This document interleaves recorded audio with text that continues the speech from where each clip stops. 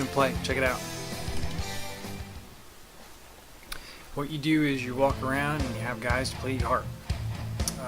You can level up different people as you play. You get money. Top left you can see how much money you have, and you can pick which units you want to upgrade. You can check out my black mage. He's almost max level. If you look underneath him is the wizard and the ninja. They are max level. I like playing with them, and they're my play style, so I max them out first.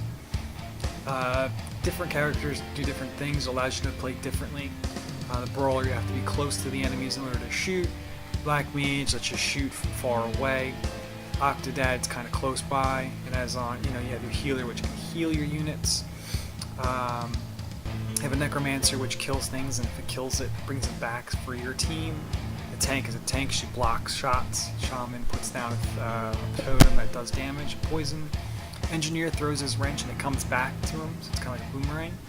Dwarf is just another tank or a beefy character. Stormlight sucks, don't worry about him. He charges up his sword by hitting melee, which means you have to be close to enemies, and then you can shoot it far away. You can level up your hero. You add more health to yourself, body spray, so if people are closer, your characters stay closer together, which is very useful. Different kinds of things you can do here as well. You can do a song of defense, you can make everyone stronger, your song of attack. You'll see once I start playing the game. Your town, you can upgrade everything as well as you can have more people in town. You can have the town actually help you. There's a drunk guy here which lets you, he walks around, pukes on the ground, and helps enemies slow down, and if they're in the puke they also take extra damage. We'll go ahead and we'll play from the There's my team on the right. I use the archer, mage, and ninja. I really just use the mage and ninja, so it doesn't really matter. Although I think he's the wizard. I should say the mage. Here we are. I have the pet, so he runs around and picks up all your items. I'm going to hold down I'm playing with the Xbox controller. I'm going to summon my wizard first. And then the ninja. Top right, you can see how many notes I have. That lets you summon your minions so much. Ninja's pretty cool. He does a lot of damage. He's close. He's got to be kind of like a mid-range. The wizard's pretty neat because what he does is, as long as you're on the same line as the enemy, he will shoot them and blast them. And he does a lot of damage. It's a knockback.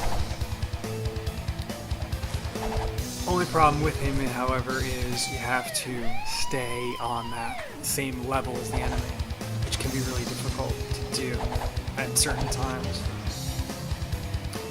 Top middle of the screen, you'll see that there's a map, a little mini map of what's going on, where the enemies are. I'm going to keep summoning my minions here so that I can do some more damage, not have to worry about it so much. Keep going up and down. You'll see I picked up some bacon there for the butcher. What that does is that heals you and your party. So when you take damage, obviously you take damage from the enemies, and you can go up there and you can heal it. It's based on time, however, when it refreshes, so you're not going to be doing that all the time.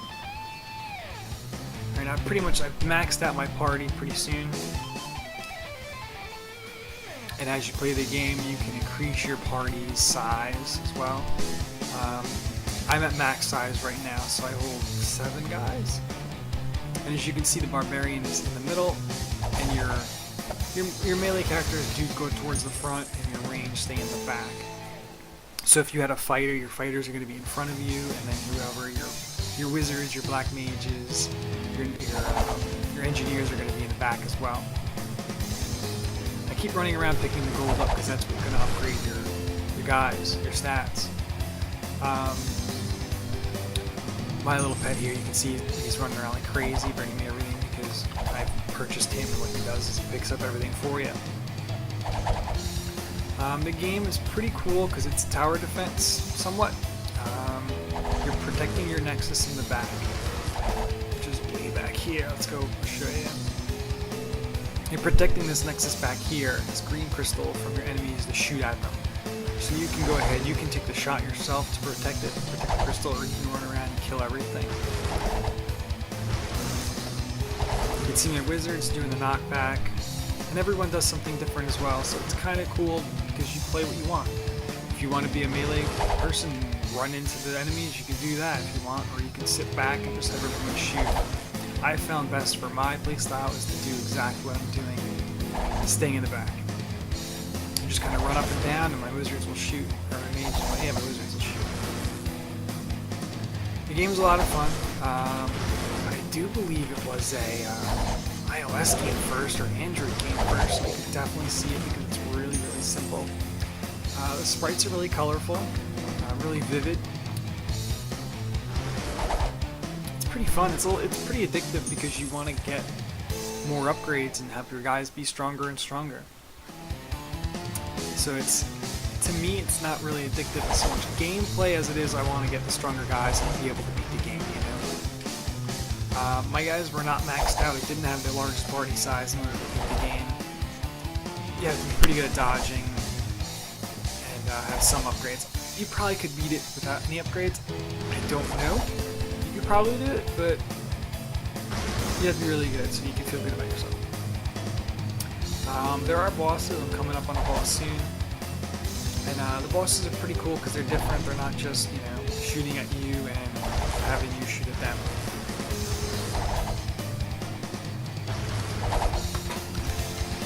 Let's check out those other modes here.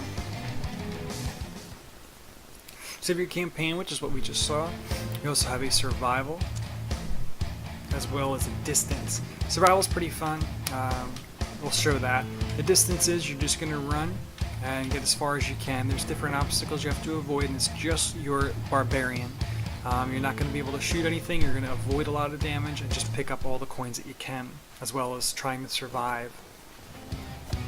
Here in a survival, it's you, and you can't summon anyone. You're just going to go ahead and find these exclamation points, and they're going to be who you're going to play with.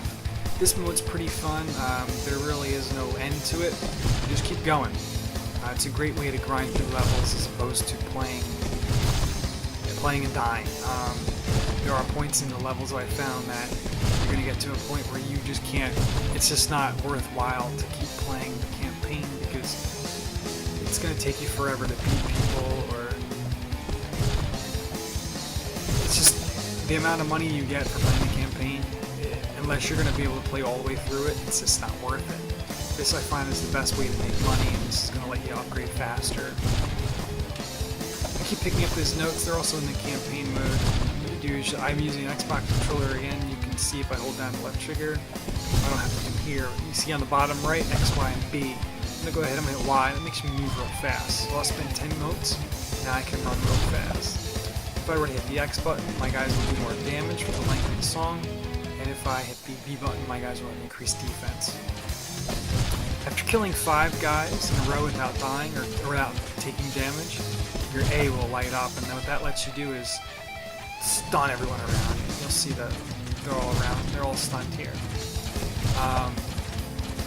One thing in survival, however, is you will play pretty much every enemy in the game randomly. You don't see that eyeball till much later in the game, but here in survival, it's here. This guy here, this big ogre, this is the first level's boss. As you progress through survival, you'll fight 1, 2, and even 3 of them at a time, as opposed to with other bosses playing with you. At the top, you'll see how long I've been surviving, and until the countdown until the next boss to arrive. It's a fun little mode. It's a great way to make money in the game because playing the campaign, like I said, it can become tiresome and just isn't worthwhile. It's not the most efficient way to make money.